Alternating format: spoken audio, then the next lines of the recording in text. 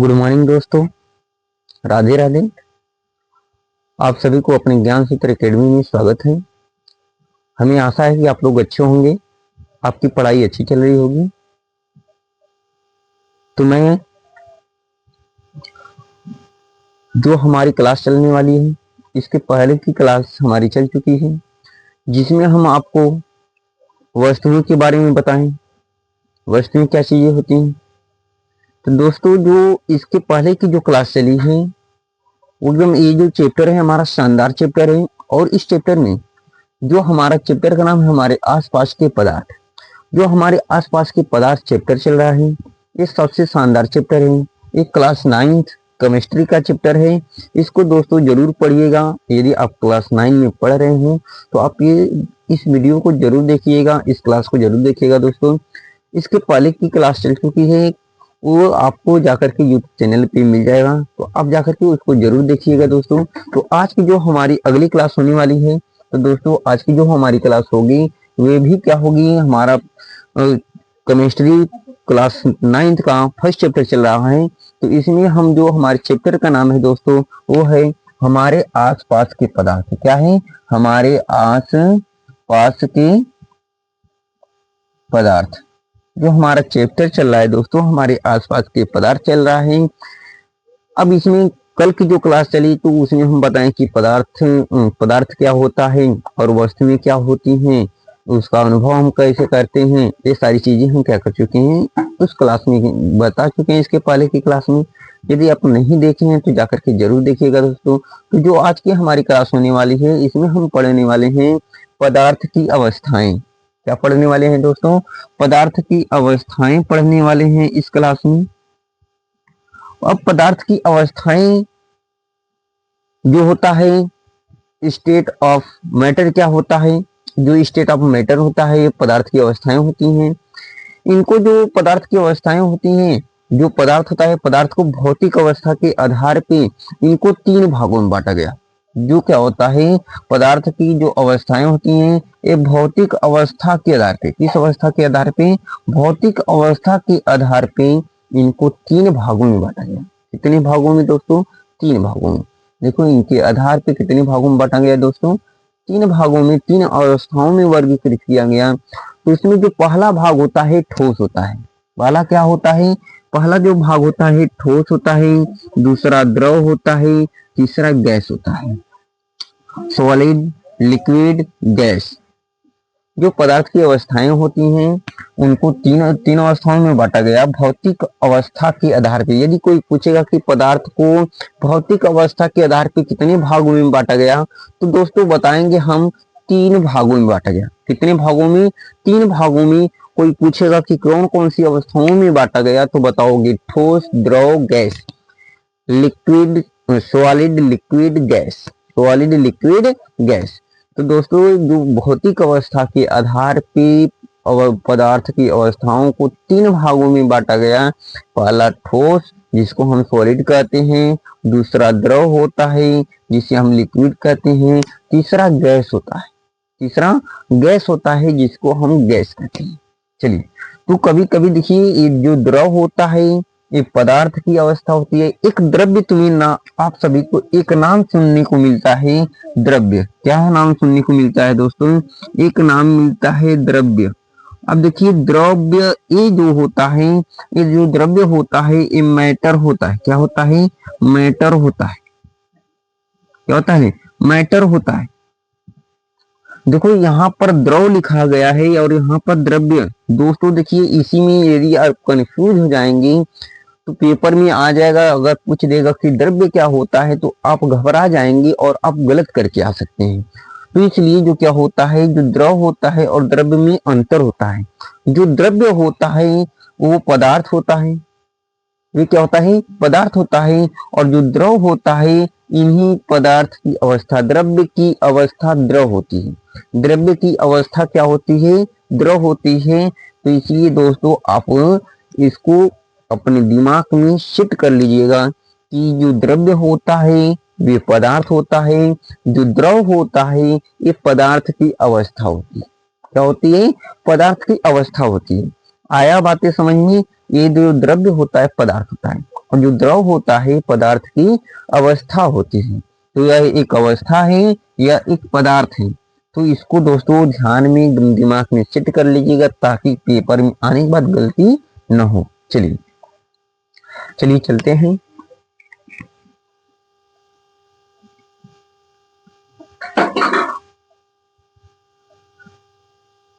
अब दोस्तों देखिए, अब आता है ठोस। अब हम पढ़ेंगे जो भौतिक के आधार पर अवस्थाओं को 3 भागों में बांटा गया। जो पहला ठोस होता है, सॉलिड होता है। तो सॉलिड क्या होता है, ठोस क्या होता है दोस्तों, पहले हम ये जानेंगे कि ठोस, यदि कोई पूछ देगा कि ठोस किसे कहते हैं, यहाँ भौतिक अवस्था में जो पहली अवस्था है उन कौन सी होती है, तो बताओगे पदार्थ की जो पहली अवस्था होती है ठोस होती है। और उस ठोस किसे कहेंगे, तो बताओगे वे पदार्थ जिनका आयतन और आकार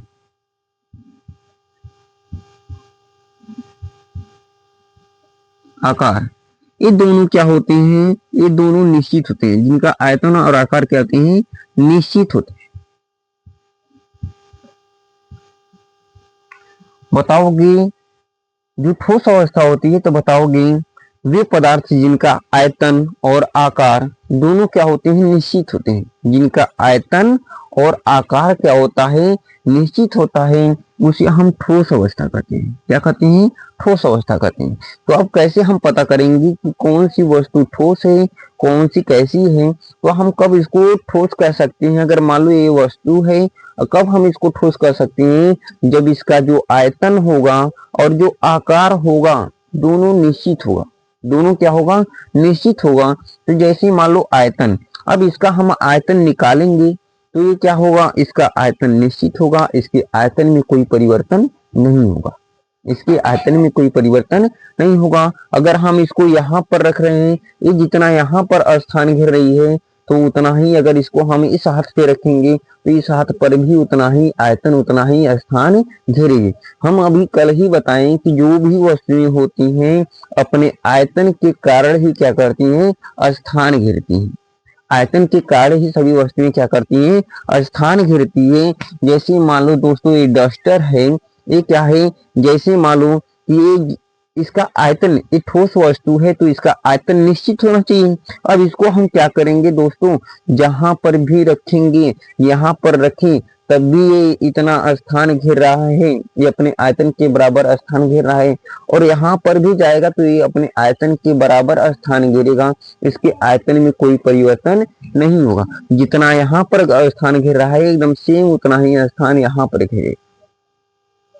तो इन दोनों, इनका जो आयतन है निश्चित है। इसको हम कहीं भी ले जाके रख देंगे दोस्तों तो इसका आयतन क्या होगा, निश्चित होगा, इसके आयतन में कोई परिवर्तन नहीं होगा। यदि हम इसको ले जाकर के लंदन रख दें तो क्या इसका आयतन कम हो जाएगा या अधिक हो जाएगा, अगर इसका आयतन जितना रहेगा इसको हम कहीं पर भी रख देंगे तो इसका आयतन उतना ही रहेगा।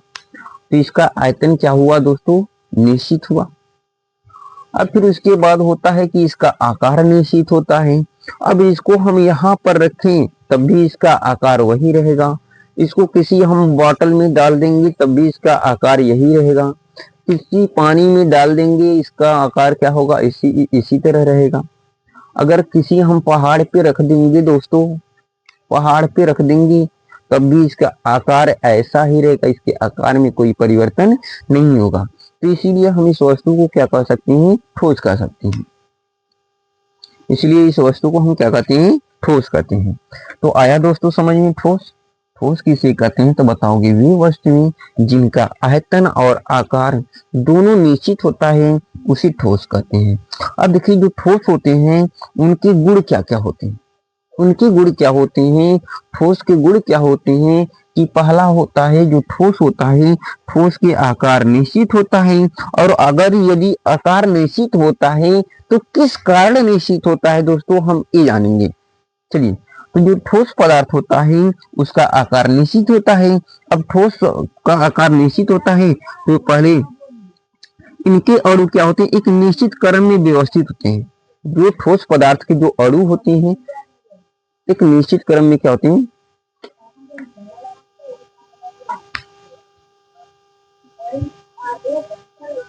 जो ठोस पदार्थ होते हैं, जो ठोस पदार्थ का जो आकार होता है वे क्या है, ठोस पदार्थ के अणु क्या होते हैं, निश्चित क्रम में व्यवस्थित होते हैं। निश्चित क्रम में क्या होते हैं, व्यवस्थित होते हैं और एक ही स्थान पर रहते हैं।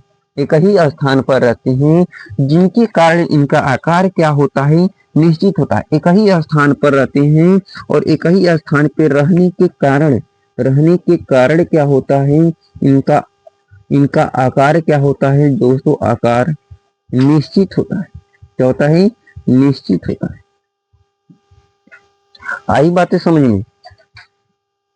जो क्या होते हैं, जैसे मान लो कोई ठोस वस्तु है तो इनकी क्या होती है, इनके अणु एक निश्चित क्रम में क्या होती है, इनके जो अणु होते हैं एक निश्चित क्रम में व्यवस्थित होते हैं। एक निश्चित क्रम में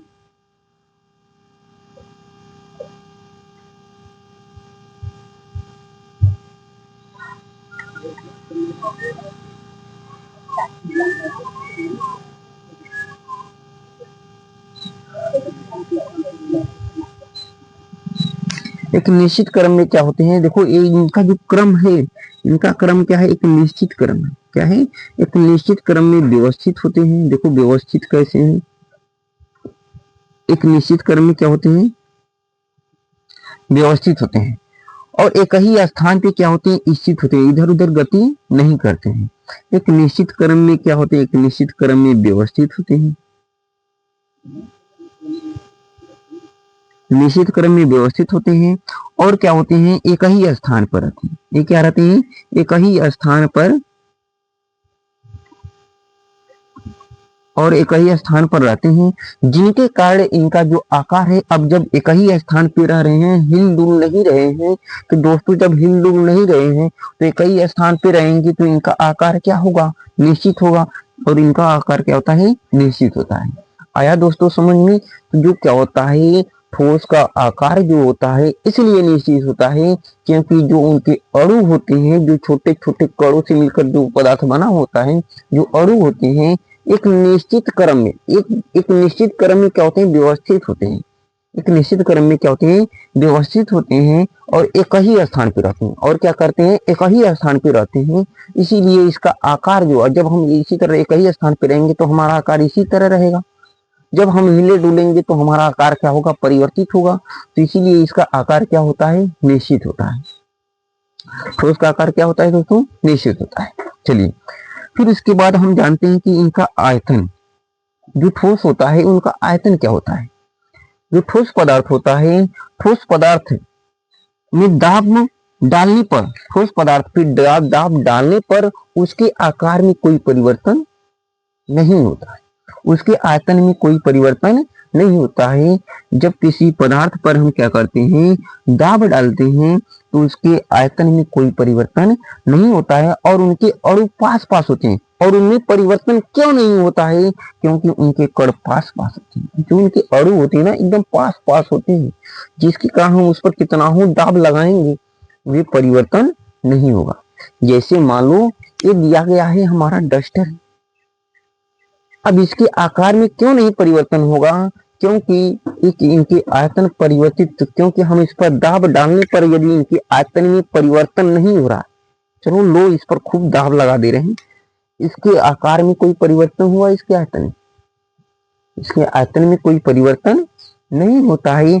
और इनके अणु परिवर्तन क्यों नहीं हुआ, क्योंकि ये जो जिन कणों से मिलकर बना है ना, उनके अणु क्या है, एकदम पास पास है, एकदम ना ये न दिखे।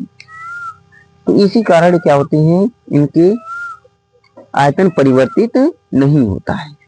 आया दोस्तों समझ में। और लेकिन क्या करते हैं, लेकिन ताप देने पर, लेकिन ताप देने पर, गर्म करने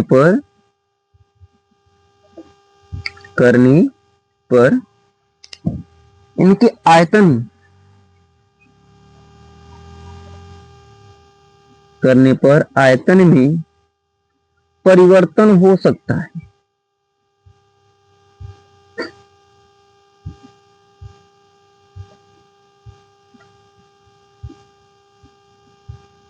दोस्तों लेकिन हम क्या करते हैं, जब किसी ठोस पदार्थ को गर्म करते हैं तब इसके आयतन में परिवर्तन हो सकता है। जैसे मान लो ये क्या है, डस्टर है। अब डस्टर को हम इसको क्या करेंगे, इसको ताप देकर के गर्म करेंगे, तो गर्म करने पर ये पिघल सकता है क्योंकि प्लास्टिक का ठोस है, ये पिघल हो जाएगा कि नहीं। तो ताप देने पर इसके आयतन में परिवर्तन हो सकता है। आया दोस्तों समझ में? चलिए, तो इनके कण क्या होते हैं, पास पास होते हैं। जो ठोस पदार्थ होता है इनके कण क्या होते हैं, पास पास होते हैं, पास पास होते हैं। और इन पर जब इनकी ठोस क्या होते हैं, कण पास पास होते हैं,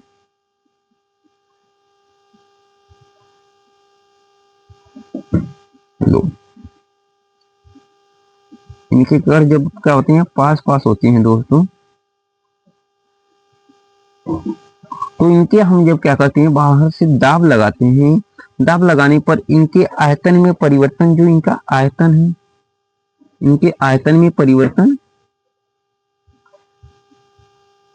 नहीं होता है, परिवर्तन नहीं होता है। जब परिवर्तन नहीं होगा, जब परिवर्तन नहीं होगा, इनके आयतन में परिवर्तन नहीं होता है, परिवर्तन नहीं होता है। जब आयतन में परिवर्तन नहीं होगा तो इनका आयतन क्या होगा, निश्चित होगा। जब आयतन में परिवर्तन नहीं होता है तो आयतन क्या होता है, निश्चित होता है।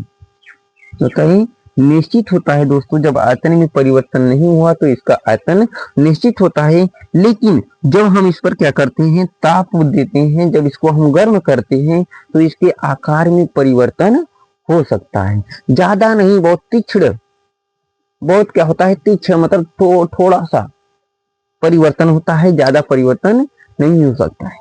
आया समझ में? चलिए, अब आता है आकर्षण बल। जो ठोस पदार्थ होते हैं उनके बीच क्या होता है, आकर्षण बल अधिक लगता है या कम लगता है। तो चलिए देखते हैं दोस्तों, जो क्या होता है आकर्षण बल है, ये अणु पास पास होने के कारण क्या होते हैं, ठोस पदार्थ, जो ठोस पदार्थ होता है दोस्तों, जो ठोस पदार्थ होता है, जो ठोस पदार्थ होता है, ठोस पदार्थ, जो ठोस पदार्थ होता है, इनके अणु क्या होते हैं, पास पास होते हैं, जिसके कारण,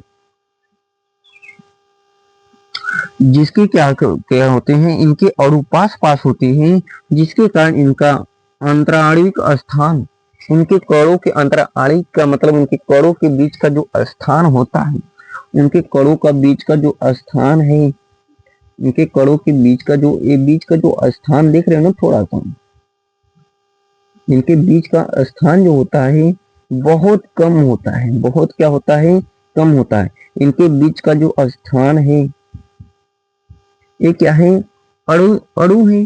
अणु के बीच का स्थान क्या होता है, जो अणु होते हैं, अणु के बीच का स्थान क्या होता है,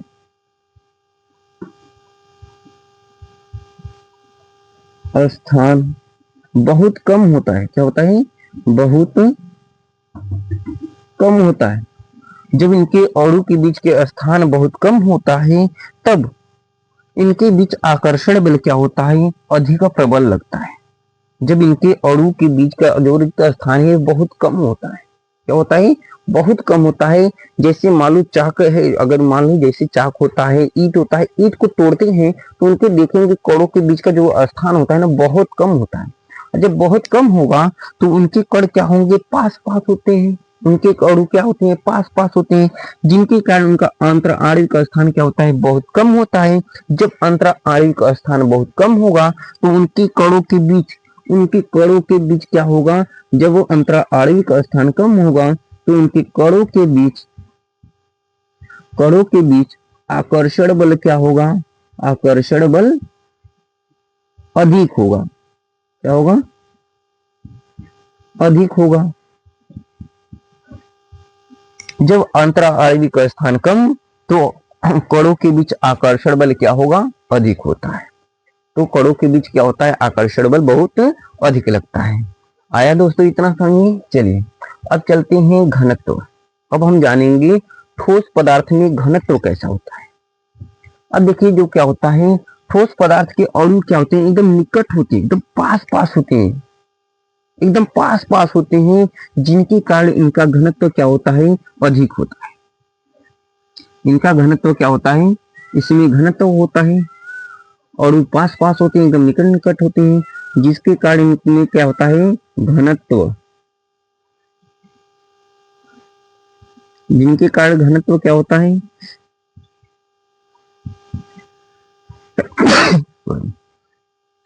जिनके कारण इनका घनत्व क्या होता है, अधिक होता है। और जब घनत्व अधिक होगा तो वस्तु क्या होगी, कठोर होगी और दृढ़ होगी। कठोर होती है, घनत्व अधिक होता है तो वस्तु क्या होती है, जो वस्तु होती है या पदार्थ होता है, तो पदार्थ पदार्थ कठोर कठोर और दृढ़ होता है। दृढ़, जब क्या होगा, घनत्व ज्यादा होगा, किसी भी पदार्थ का घनत्व ज्यादा होगा। और घनत्व कब ज्यादा होगा, जब उनके जो अणु होंगे एकदम पास पास होंगे, तो उस वस्तु का घनत्व क्या होगा, ज्यादा होगा। और जब घनत्व ज्यादा होगा तो ये सोच लो कि पदार्थ कठोर होगा और दृढ़ होगा। अब हम देख करके कोई भी वस्तु उठाओगे, जब देखेंगे कि जो वस्तु जितना ही कठोर और मजबूत होती है, उसका घनत्व उतना ही अधिक होता है।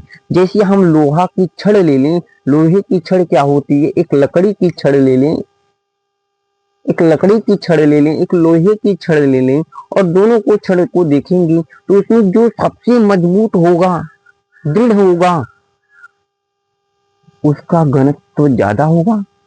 जो थोड़ा कमजोर होगा उसका घनत्व क्या होगा, कम होगा। तो हम देखेंगे कि जो लोहा की छड़ है, जो लोहे की छड़ है, वे क्या होगी, मजबूत होगी लकड़ी की छड़ से। तो लोहे का घनत्व ज्यादा हुआ लकड़ी के घनत्व से। अब दोस्तों पदार्थ को देख करके बता सकते हो कि किसका घनत्व ज्यादा है और किसका घनत्व कम है। अगर हम बोल दें कि ईंट और लोहे में किसका घनत्व अधिक है, तो आप कहेंगे लोहा का, क्योंकि ईंट का घनत्व तो कम होता है, क्योंकि ईंट आसानी से टूट जाएगा, लेकिन लोहा आसानी से टूटेगा नहीं। तो लोहे का घनत्व क्या होगा, ज्यादा होगा, क्योंकि लोहा क्या होगा, मजबूत होगा, दृढ़ होगा, कठोर होगा, लेकिन ईंट उतना कठोर नहीं होगा। चलिए, अब आता है समाकृतिका। समाकृतिकता, समाकृतिकता का मतलब होता है वे ठोस जो एक जैसे दिखते हैं, वे ठोस पदार्थ जो एक जैसे दिखते हैं उसे समाकृतिकता कहते हैं। वे ठोस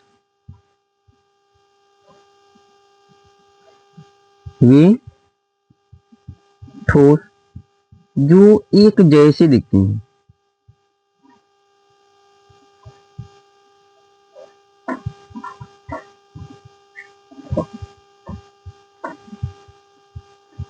वे ठोस पदार्थ जो एक जैसा दिखाई देते हैं उसे हम क्या बोलते हैं, समाकृतिकता। कोई भी पदार्थ ले लें जो एक जैसे दिखेगा, जो क्या दिखेगा, एक जैसे दिखेगा, उसे समाकृतिकता कहते हैं। फिर उसके बाद आता है क्रिस्टली ठोस। क्रिस्टली ठोस, तो बताओगे वे कण जो क्या होते हैं, जो क्रिस्टली ठोस के कण क्या होते हैं, एक निश्चित क्रम में व्यवस्थित होते हैं और उनको काटने पर समतल आकृति प्राप्त होती है। वे ठोस जिनके कण क्या होते हैं, अब आता है क्रिस्टली ठोस, जिनके कण क्या होते हैं, एक निश्चित क्रम में व्यवस्थित होते हैं। चलिए देख लीजिए, एक निश्चित क्रम में व्यवस्थित होते हैं।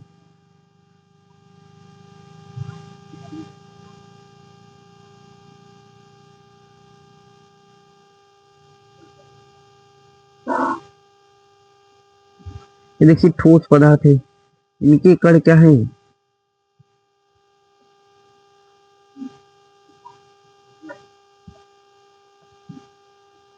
चलिए देखिए, ये ठोस है, इनके जो क्या है, इनके जो कण हैं, जो इनके अणु होते हैं, इनके जो अणु होते हैं, अणु निश्चित क्रम में व्यवस्थित है। निश्चित क्रम में क्या है? व्यवस्थित है, व्यवस्थित होते हैं। इनके जो कण होते हैं एक निश्चित क्रम में क्या होते हैं? व्यवस्थित, एक निश्चित क्रम में व्यवस्थित होते हैं। और इनको काटने पर, इनको जब हम काटेंगे तो एक समतल आकृति प्राप्त होगी। जब इनको हम क्या करेंगे? काटेंगे दोस्तों, तो बीच से यदि हम काटते हैं तो समतल आकृति प्राप्त होती है। क्या होती है? समतल आकृति।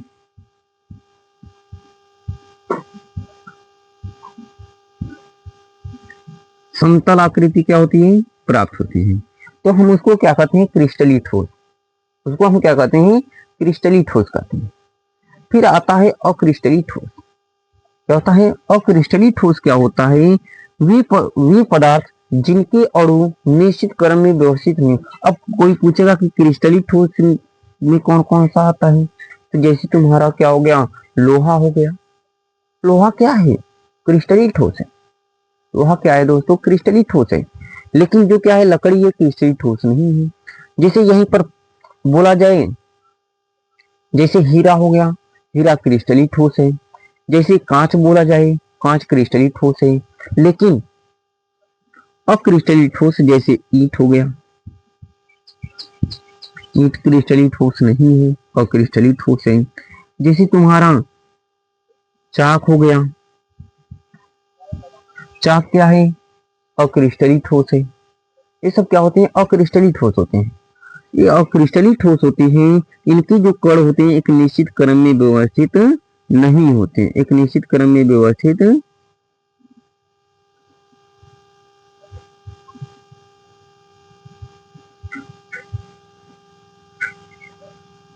एक निश्चित क्रम में व्यवस्थित नहीं होते हैं। देखो इनका क्रम कोई व्यवस्थित दिख रहा है? इनके जो क्रम होते हैं एक निश्चित क्रम में व्यवस्थित, निश्चित क्रम में व्यवस्थित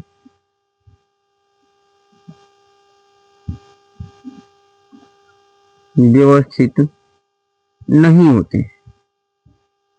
ये निश्चित क्रम में व्यवस्थित नहीं होते हैं। और इनके काटने पर, इन्हें काटने पर समतल आकृति नहीं प्राप्त होती है।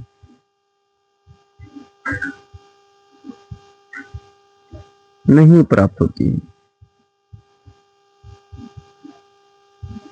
इनको काटने पर समतल आकृति नहीं प्राप्त होती है, तो इन्हें हम अक्रिस्टलीय ठोस कहते हैं। आया बात ये समझ में? अब तक दोस्तों हम क्या पढ़ाए हैं कि हमारे आसपास के पदार्थ, हमारे आसपास के पदार्थ हमारा जो चैप्टर है, ये चैप्टर जो है फर्स्ट ईयर क्लास 9th का है, जिसमें हम पढ़ रहे हैं भौतिक अवस्थाएं, पदार्थ की भौतिक अवस्थाएं।